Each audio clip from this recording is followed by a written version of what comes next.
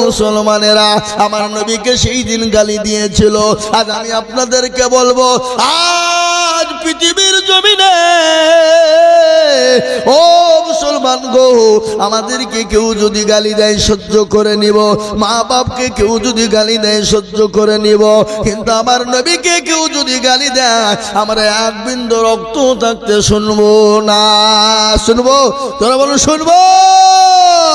ও মুসলমান দরদি, যারা নবীকে গালি দেয়, নবীর সঙ্গে খারাপ মন্তব্য করে, তারা মুসলমান হতে পারে না।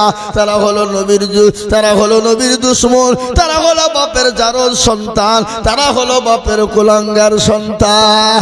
যারা নবীকে গালি দেয়, যারা নবীর সঙ্গে খারাপ ব্যবহার করে, আপনারা জানেন ওয়ালিদ ইবনে মুগীরা বলে একজন কাফের ছিল, কাফেরদের নেতা, বিশ্ব নবীকে গালি দিয়েছিল, আল্লাহর নবীকে গালি দিয়েছিল। আল্লাহর নবীর সাহাবারা সহ্য করতে পারে না, চোখ গলা মোটা মোটা হয়ে গেল। নবীকে বলে, নবী গো, ও আল্লাহর হাবিব, একটা বারের জন্য বলুন, আমরা ওয়ালিদ ইবনে মুগীরাকে ধ্বংস করে দেব, কতল করে ফেলবো। আল্লাহর নবী বলে, না না, তার খোঁজ নিয়ে দেখো তার মা বাপের জন্মের কোনো দোষ আছে। খোঁজলা, তার মা বাপের জন্মের দোষ আছে, সে বাপের কুলাঙ্গার সন্তান। আল্লাহর নবী বলেছে, আচ্ছা বলুন তো নবীর কথা সত্য না মিথ্যা? কথা কন, কতটা সত্য? 100% সত্য। কেউ যদি কিঞ্চিত পরিমাণ সন্দেহ করে, সে মুসলমান হতে পারে না। খোঁজ নিয়ে দেখবেন তার ইমানের বড় দুর্বল। বুঝতে পারলেন না? কথা বলেন না, বলেন না কেন? বিশ্ব নবীর কথা সত্য। ওয়ালিদ ইবনে মুগীরাকে সবাই, গোটা বাজারের লোক, পাড়ার লোক, গ্রামের লোক, বাড়ির লোক, ছেলে থেকে মেয়ে নিয়ে সবাই বলে, ও ওয়ালিদ ইবনে মুগীরা, তোমার নাকি বাপের দোষ আছে, তোমার নাকি জন্মের দোষ আছে, বাড়ি থেকে বেরোতে পারে না, নেতা গোছের মানুষ, নেতা বুঝেন না, পাতি নেতা। এই পাতি নেতা বুঝেন না?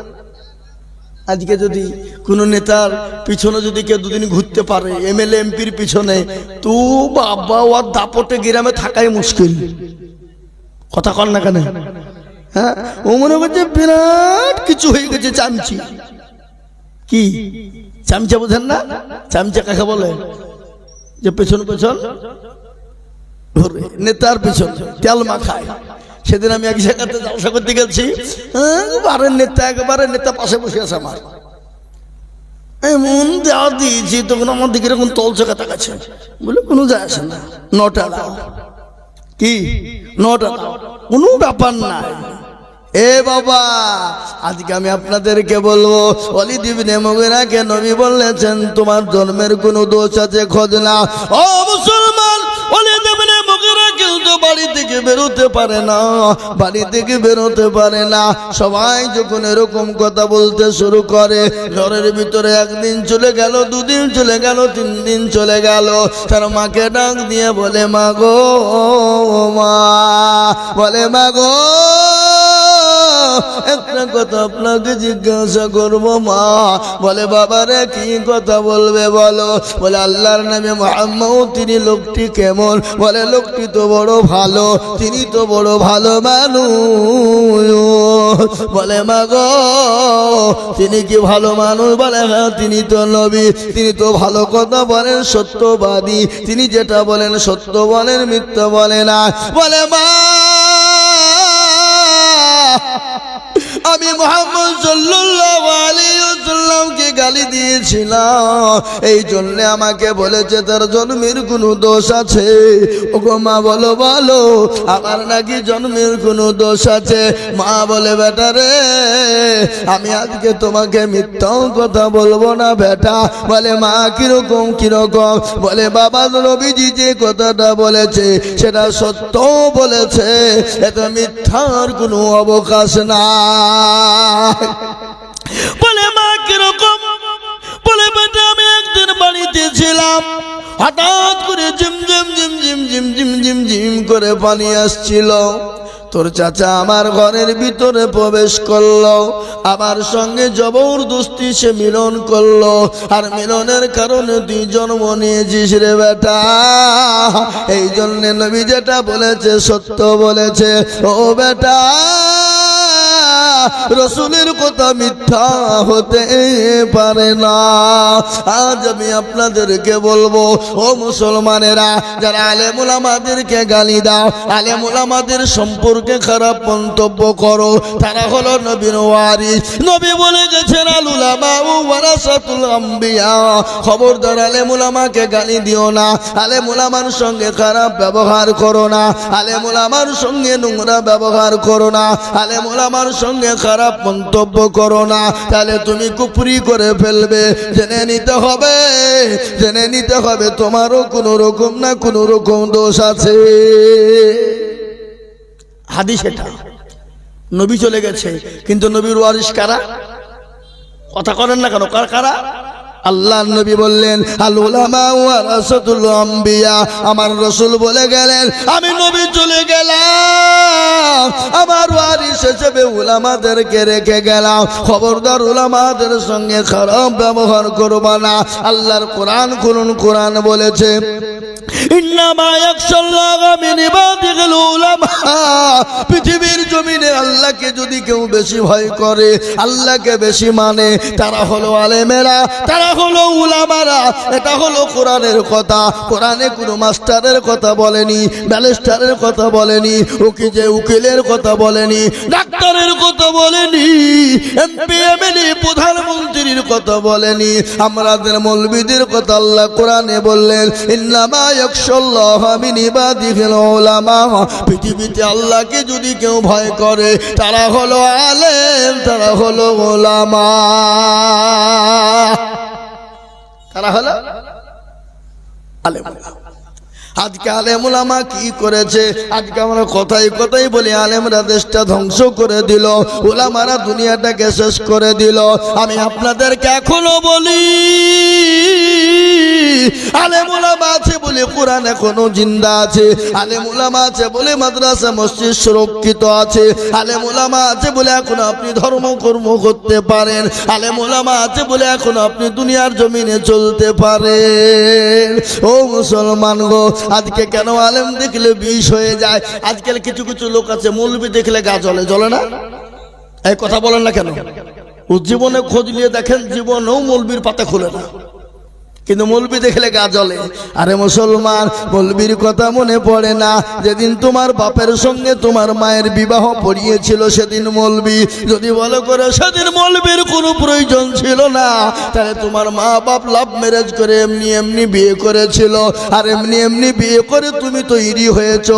আর তুমি যদি তৈরি হও, তাহলে তুমি নিজে চারো সন্তান তৈরি হয়েছো, আর ওই সন্তানের মুখ দিয়ে তো নবী আলেম উলামাকে গালি দিবে নাকি? বুঝছেন আপনারা? নবীকে গালি দিবে, তাই না? জোরে বলুন। ও মুসলমান, দরদি আল্লাহ ওয়ালা কোরআন ওয়ালা নবীর প্রেমিকেরা কান করে শুনে নেই। ও আল্লাহ ওয়ালারা শুনেন, আল্লাহর নবী সাল্লাল্লাহু আলাইহি ওয়াসাল্লামকে যারা গালি দেয়, তারা মুসলমান হতে পারে না। নবীকে যারা গালি দেয়, তারা মুসলমান হতে পারে না। আল্লাহর নবীর কথা আমাদের মনে পড়ে না। আজ শুনে নেন, বিশ্ব নবী আমাদের জন্য কি না করেছে। আল্লাহর নবী একদিন মা আয়েশা রাদিয়াল্লাহু তাআলা আনহার ঘরের ভিতরে শোয়া, হঠাৎ গভীর রজনীতে নবীজি উঠে গেলেন। উঠে যাওয়ার পর আপনার জান্নাতুল বাকিতে গেলেন। জান্নাতুল বাকিতে যে আল্লাহর দরবারে দোকানে হাত উঁচু করে দোয়া করে বলে, মাওলা, ওগো আল্লাহ, আমার উম্মতির জীবনের গুনাহগুলোকে তুমি মাফ করে দাও। কে দোয়া করছেন এটা? কে? রাসূলুল্লাহ। আল্লাহর নবী দোয়া করছেন, আল্লাহ আমার উম্মতের জীবনে গুনাহকে maaf করো। বিশ্ব নবী হাতটা তুলে দোয়া করলেন। আল্লাহ ডাক দিয়ে বলেন, নবী গো, আপনি কোনো চিন্তা করবেন না গো রাসূল, ও হাবিবুল্লাহ, আমি আপনার উম্মতের একটা গুনাহকে আমি maaf করে দিলাম। এই কি ব্যাপার গো?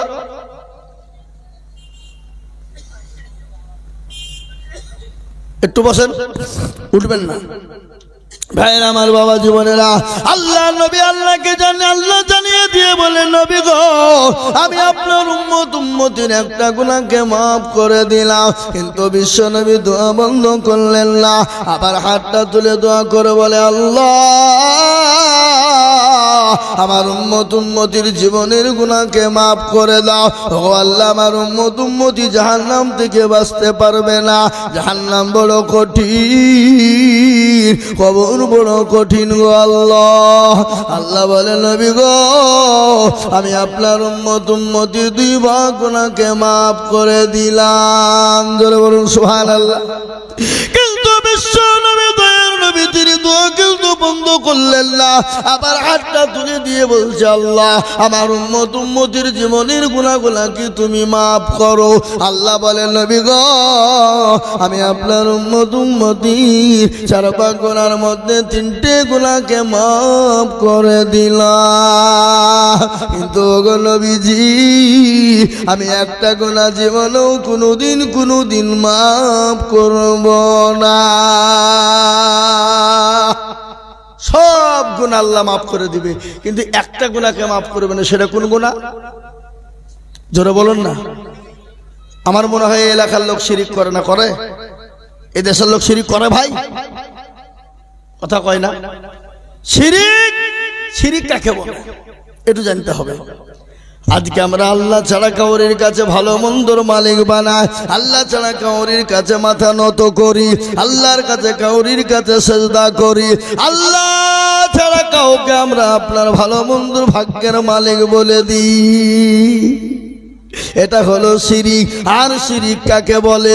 যাদের 8-10 বছর বিয়ে হয়েছে, বাচ্চা হয় না, তালতলা বেলতলা গাছতলা মেহেদিতলা হরঘরে লোলডাঙ্গা পেটডাঙ্গা আলা হাদিস হানফি শাফি মালিকি কুষ্টিগিরি ছোট পীর বড় পীর হঠাৎ পীর বালিশ পীর ডাল পীর কানা পীর দাজ্জাল পীর ড্যাংটা পীর খিচুড়ি পীর বাপের জামা গায়ে দিয়া পীর তার দরবারে গিয়ে বলে, মেরে খাজা গদমে এক লড়কা বানা দো। আল্লাহ বলছে, তো কেউ ফাটাবো, খাজা কেউ ফাটাবো। বুঝতে পারলেন না? এ বাবা, সন্তান দেওয়ার মালিক কে? জোরে বলুন কে? রুজির মালিক কে? সম্পদ দেওয়ার মালিক কে?